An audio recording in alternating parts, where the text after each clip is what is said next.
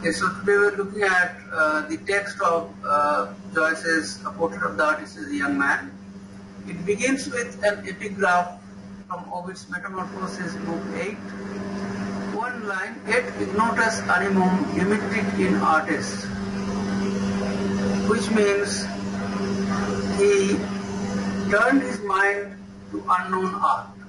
An allusion to Daedalus, who turned his mind to unknown arts. That is, he was a great inventor, and we know that he invented the wings, and he joined the wings with wax, and he and his son Icarus, they flew with those wings. So he was also the inventor of the labyrinth, but the Minotaur was kept. So in this novel, Joyce uses Daedalus as a central myth. The mythical figure of an artist. And even he gives his hero Stephen the name Daedalus, which is a Greek name and which of course appears to be very strange, and his friends, they wonder why he has such a name. But his Christian name Stephen is a common name. It is the name of the first Christian martyr in the canon of martyrs. So Stephen's name joins two names, one Greek, that is taken from the Greek tradition, Daedalus, the figure of the artist, and Stephen, the first Christian martyr, came from the Christian tradition. Now, why the name of a martyr? Maybe Stephen is going to be a martyr in the cause of art. We do not know, but basically the name shows the continuity of the Greek tradition through the Christian times, and therefore gives us a composite image of the Western cultural tradition.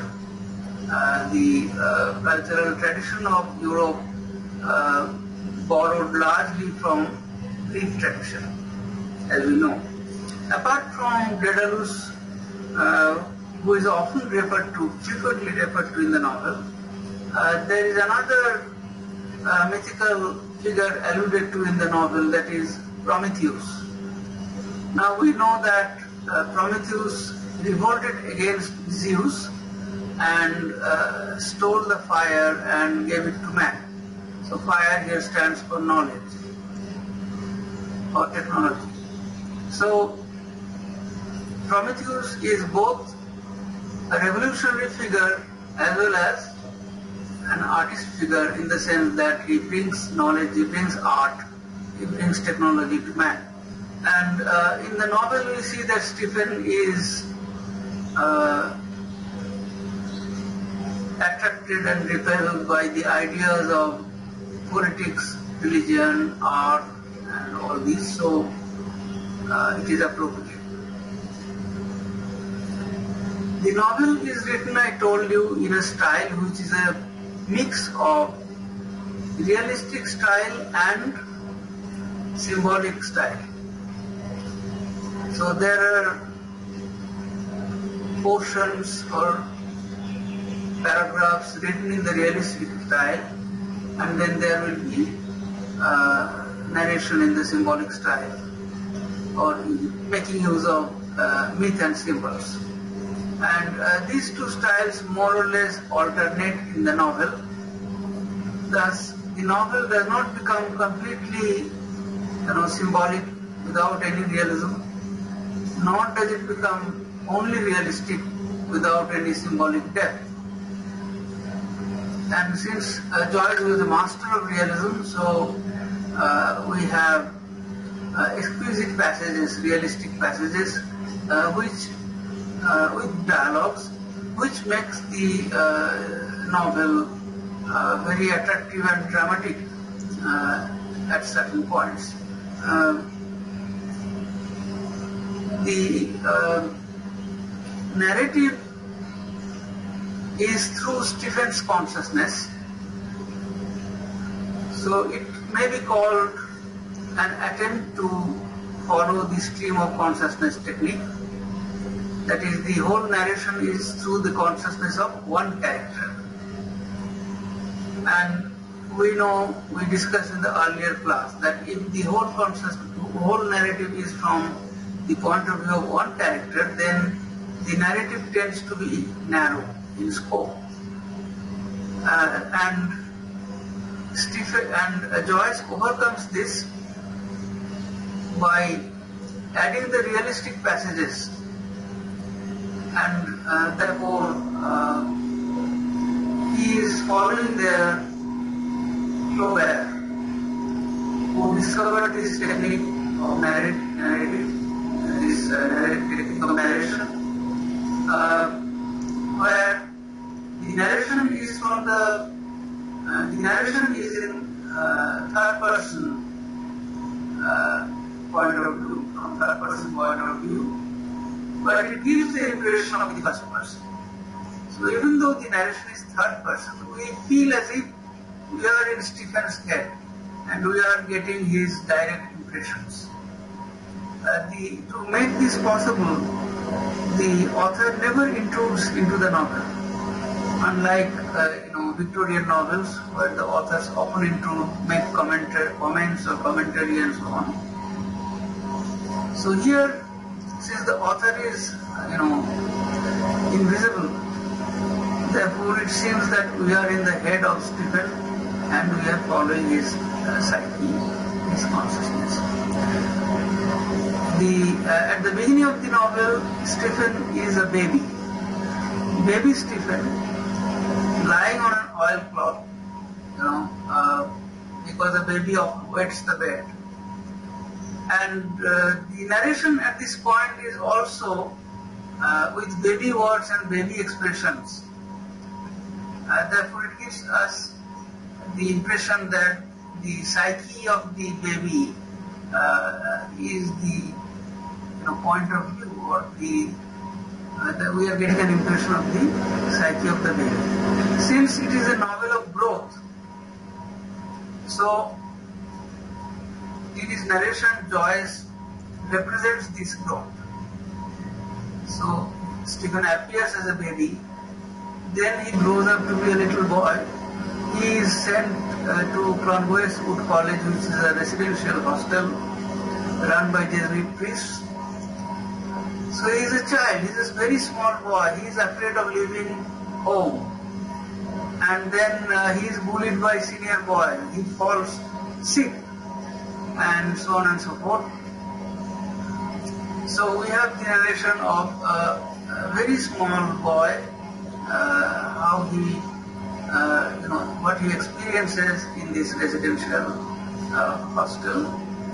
And then he is taken away from this school, mainly because his father, gradually becomes, poor and poor. He is financially unstable.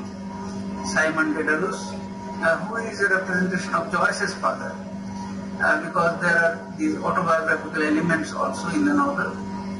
So as his father becomes financially unstable, he is forced to withdraw Stephen from Postgraduates College, and then Stephen spends probably a month or so in a little place called Black Rock with his uncle, who makes him do exercises and so on. Then he is admitted to another Jesuit school, Belvedere, and we have conversation between Stephen's parents about Stephen's education, and then we have a representation of Stephen's life at Belvedere. So then Stephen grows up to be a little older, and then later we see him growing up further and becoming an adolescent. And the novel ends when Stephen becomes a young adult. Therefore, as a particular kind of novel novel of growth. This novel represents the growth of the character, or the not only physical growth, mental growth, the growth of the psyche of the character. Novels which represent growth and education of people, of characters. These novels have a name in German. They are called Bildungsroman. Roman in German means novel, and Bildung means education. So novel about education.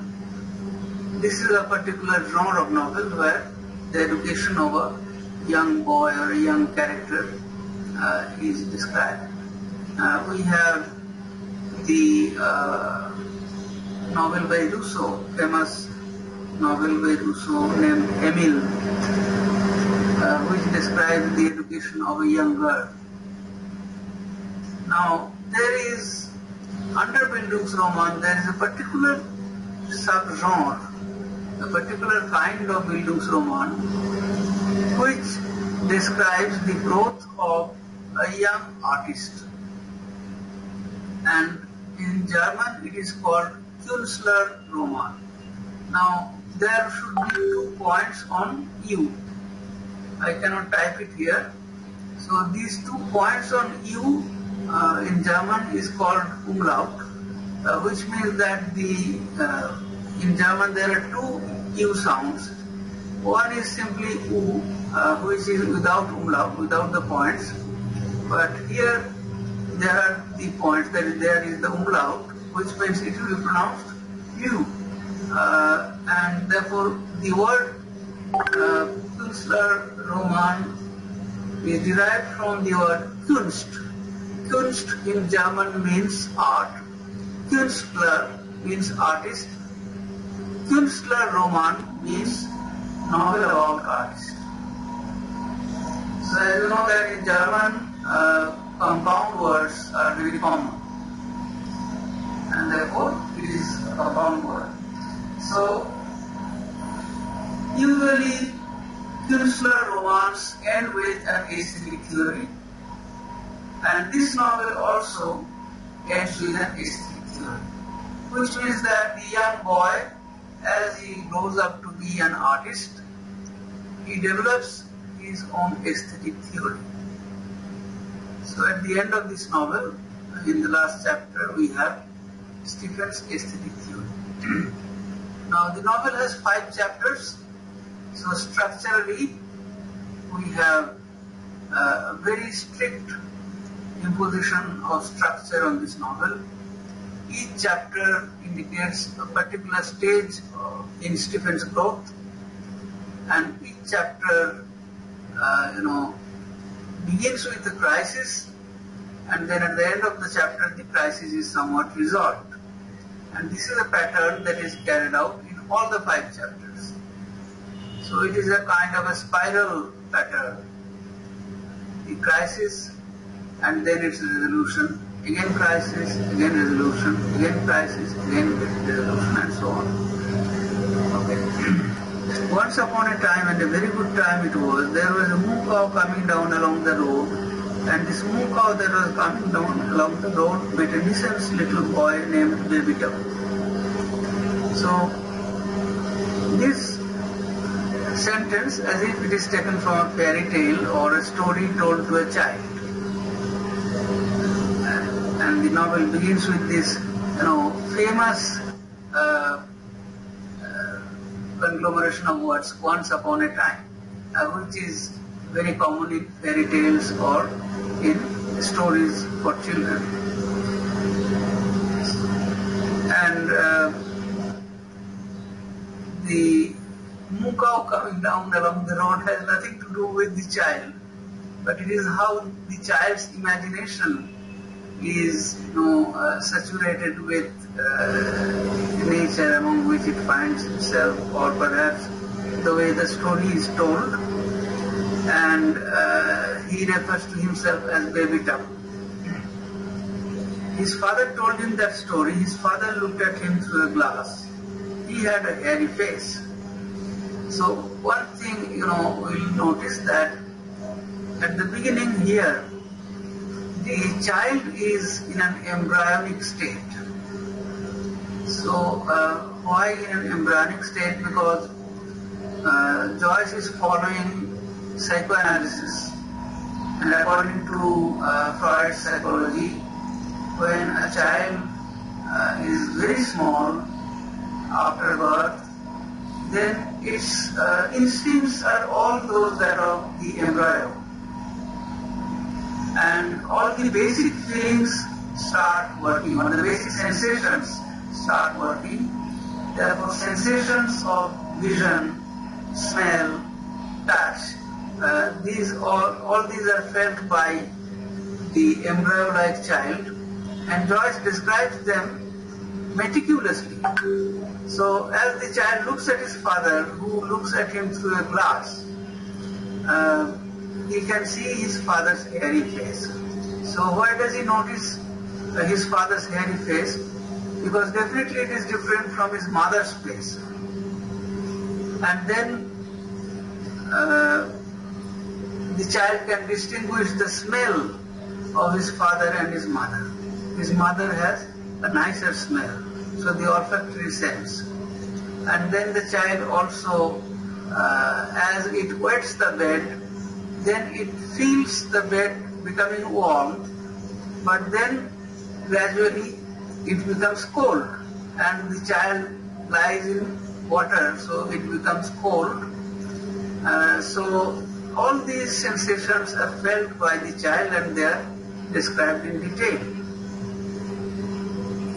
He was baby Tapu, the moon cow came down the road where Betty Byrne lived. She sold lemon plucked. So we have very small sentences. Their syntax or structure is very simple, like a narration that can be imagined by a child. Oh, the wild rose blossoms on the little green place.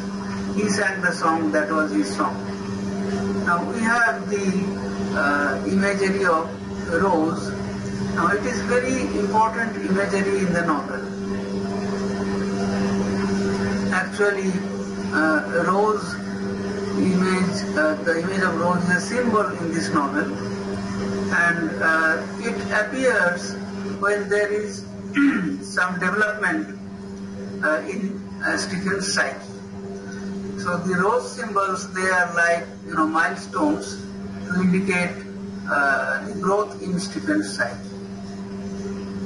So here it is the wild rose, but later we will have a red rose, white rose.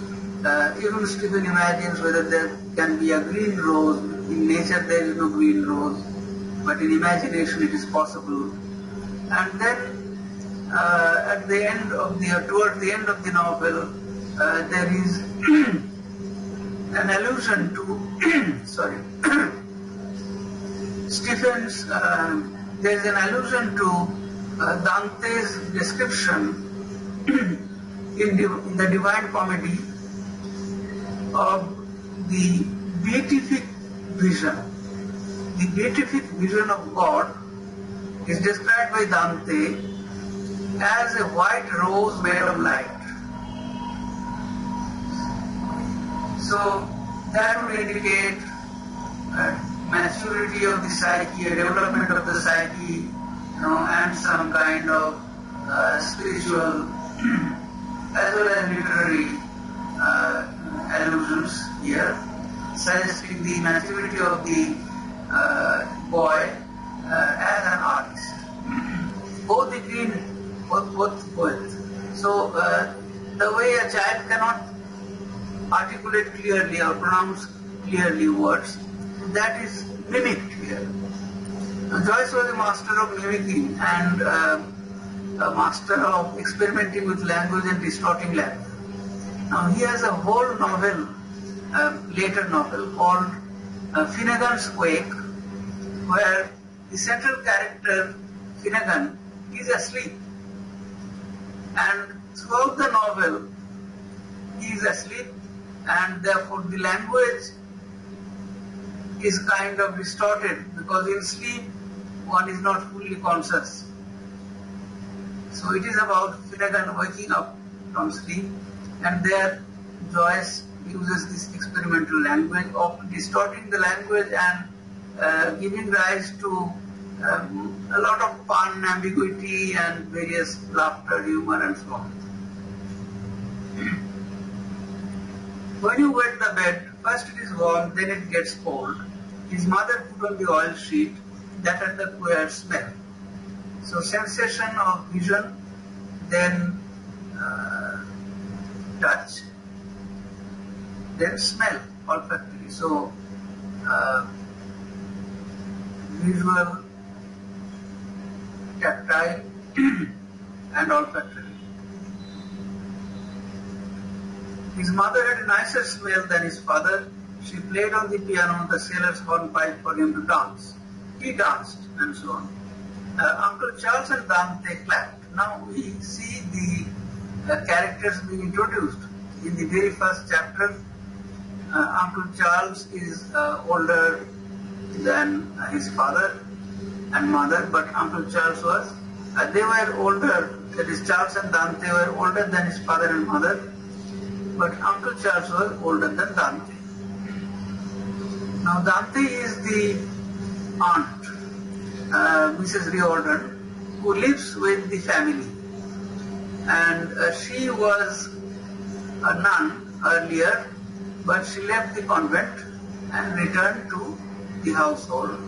And she is a very bitter character because her life, we may assume, was not successful or didn't go the way she wanted. So she is always bitter. She is a great supporter of Roman Catholicism. And Stephen's father, Simon, and his friends, they are supporters of Parnell. That is one of the leaders of Irish nationalist movement. And the whole novel is situated in the backdrop of this political conflict in Ireland, where the church would often intervene in political matters, and there was a party that supported, that represented the view of Roman Catholicism and the church. And its leader was Michael Davitt. The name of this party was Pro-Catholic Irish Land League. Pro-Catholic Irish Land League, and the leader was Davitt. And the party of Parnell, Charles Stuart Parnell, was named Home Rule League. Now these two parties were always quarreling. Then Parnell was very popular, and his father was a great, not only a follower but actively participated in election campaigning for Parnell and so on. But then Parnell fell in love with a widow. And then the Roman Catholic Church began character assassination, or started speaking against Parnell, spreading many slanderous views about him. And unfortunately, finally, Parnell was assassinated by secret mercenaries hired by the church. So we can see that the political situation in Ireland was extremely acrimonious, and this bitterness and this political difference, the fight between these two parties, it is reflected in Stephen's household, because Dante represents the Roman Catholic Party and supports them, and Stephen's father and his friends, they are active supporters of the Home Rule League or Parnell's party. So Stephen is very disturbed, we may say, as a child by this kind of difference and fight or quarrel that goes on in the party and goes on at home. And in the first chapter itself, there is a Christmas dinner where the whole household, all the family members, they are supposed to have meal together. And unfortunately, the quarrel breaks out between them, and the dinner ends very bitterly. Now here, why I had to say all these things? Because at the very beginning of the novel here, as you can see, Joyce introduces Uncle Charles, Dante and Paz. Now, why Dante? Because child Stephen could not pronounce auntie, and he pronounced Dante. Now, incidentally, Dante also has a kind of association, or it rings a bell. People are reminded of the great poet Dante. But young Stephen calls him Dante. Dante had two brushes in a press. The brush with the maroon velvet back was for Michael David, and the brush with the green velvet back was for Parnell. So you see the opposite political leaders, they are represented in the two brushes that Dante kept, and there is color symbolism. As often political parties, they also choose some color, particular color. As you can see here also, the political parties, they have their favorite colors. So there is this color symbolism. Parnell's party is represented by green color and David's party by maroon. And this color symbolism will also be repeated a number of times in the novel. Dante gave him a cachou every time he brought her a piece of tissue paper. The Vances lived in number 7, that is neighbors. They had a different father and mother. They were Eileen's father and mother. So Stephen knew the girl Eileen Vance, but the way it is formulated here is childish, like the psyche of a child, that they do not know what father and mother meant. A child does not know. Stephen doesn't know. But he only knows that Eileen had a different father and mother.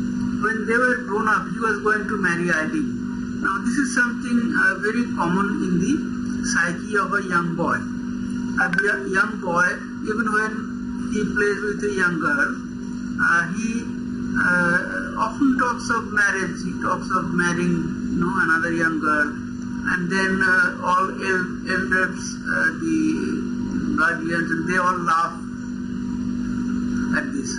But this is a representation of the way, according to Freud, libido begins to work at the very outset, from childhood itself. And even though the child may not know the meaning of sexuality, but the libido starts working and the child has some kind of a brain desire.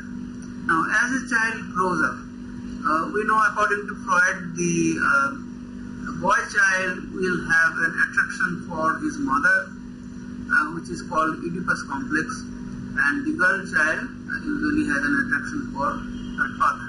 Now, as in this novel, Stephen's relationship with his mother is depicted in such a way that it is quite clear that as a child he was very close to his mother. But when he grows up, he begins to dislike his mother, because his mother always wanted him to be Roman Catholic, which Stephen hated. Stephen hated the Roman Catholic religion for certain reasons, the kind of imposition, the kind of regimentation that he experienced in the Jesuit schools made him dislike religion, but his mother wanted him to be religious, and then he wanted to be an artist, and gradually as he grew up, he became more and more distant with his mother. So he said you are going to marry Eileen. He hid under the table. No, sir. Yes. Sir, so sorry to interrupt you, but at 10:40, you just said to remind you. Okay. Yes, sure. Alright, then we'll make up some other day. We'll have an extra class or something. Okay, so I stop here then. I will not detain you in the next class. So thank you for reminding me. Good morning and thank you, sir. Good morning and thank you, sir. Good morning and thank you, sir. Good morning.